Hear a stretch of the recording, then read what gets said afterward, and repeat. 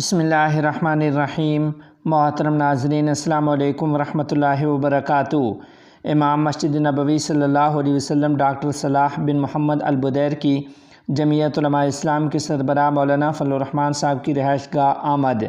تفصیلات کے مطابق سعودی سفیر نواف بن سعید المالکی سمیت سعودی وفد کی امام مسجد نبوی صلی اللہ علیہ وسلم شیخ صلاح بن محمد البدیر کے ہمراہ مولانا فضل الرحمان صاحب کی رہائش گاہ آمد ہوئی ہے۔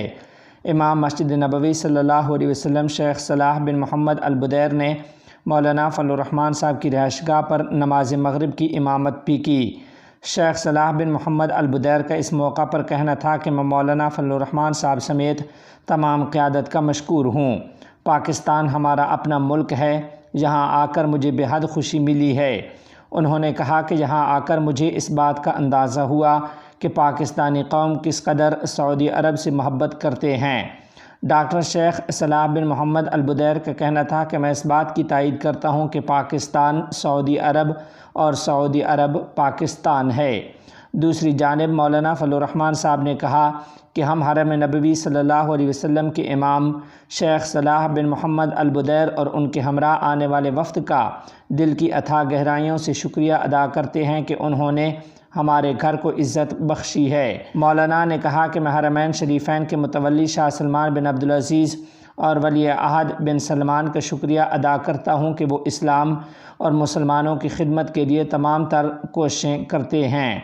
جمعیت علماء اسلام کا تعارف کراتے ہوئے مولانا فضل الرحمان صاحب نے کہا کہ جمعیت علماء اسلام پاکستان میں سب سے پرانی مذہبی اور پارلیمانی جماعت ہے۔ جمعیت علماء اسلام فرقہ واریت، انتہا پسندی کو مسترد کرتی ہے اور اعتدال کے طریقہ کار پر عمل پیرا ہے۔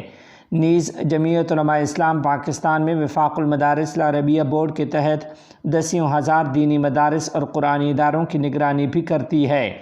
مولانا صاحب نے بتایا کہ ہمارے دینی مدارس میں ایک معتدل اور متوازن نصاب اہل سنت والجماعت کی تفہیم کے مطابق طلباء کو دیا جاتا ہے۔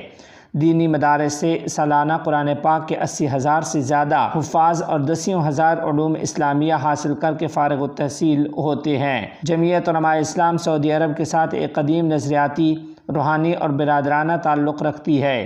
جمعیت علماء اسلام مملکت سعودی عرب کو مسلمانوں کے لیے ایک قبلہ کے طور پر دیکھتی ہے اور جمعیت علماء اسلام مملکت سعودیہ عربیہ سے امت مسلمہ کے مسائل کے حل کی امید رکھتی ہے۔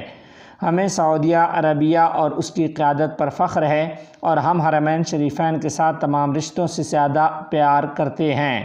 دوران گفتگو مولانا فضل الرحمان صاحب کا کہنا تھا کہ امت مسلمہ کو درپیش خوفناک حالات، خصوصاً صہیونی غاصبانہ قبضے کی وجہ سے مشرق وسطیٰ اور فلسطین کے مسئلے میں امت مسلمہ مملکت سعودیہ عربیہ کو قیادت کی نظر سے دیکھتی ہے۔ سعودی عرب قوم کی صفوں کو متحد کر کے فلسطینیوں کو صہیونی قبضے کی بربریت سے بچانے کی کوشش کرے، فلسطینی بھائیوں کو ان کے تمام جائز حقوق حاصل ہوں اور فلسطینی ریاست کا قیام عمل میں آئے جس کا دارالحکومت بیت المقدس ہو۔ یاد رہے کہ بعد ازاں حرم نبوی صلی اللہ علیہ وسلم کے امام اور ان کے ہمراہ آنے والے وفد کو مولانا فضل الرحمان صاحب کی طرف سے عشائیت دیا گیا۔ عشائیہ میں چیئرمین سینٹ یوسف رضا گیلانی، سپیکر قومی اسمبلی ایاز صادق، وزیر مذہبی امور چودھری صالح حسین بھی شریک رہے ہیں۔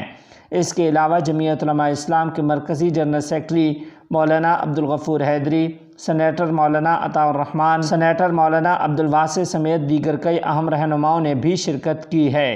امام مسجد نبوی صلی اللہ علیہ وسلم شیخ صلاح بن محمد البدیر کو مولانا فضل الرحمان صاحب کی جانب سے تحائف دیے گئے، جبکہ امام مسجد نبوی نے بھی مولانا فضل الرحمان صاحب کو تحائف پیش کیے ہیں۔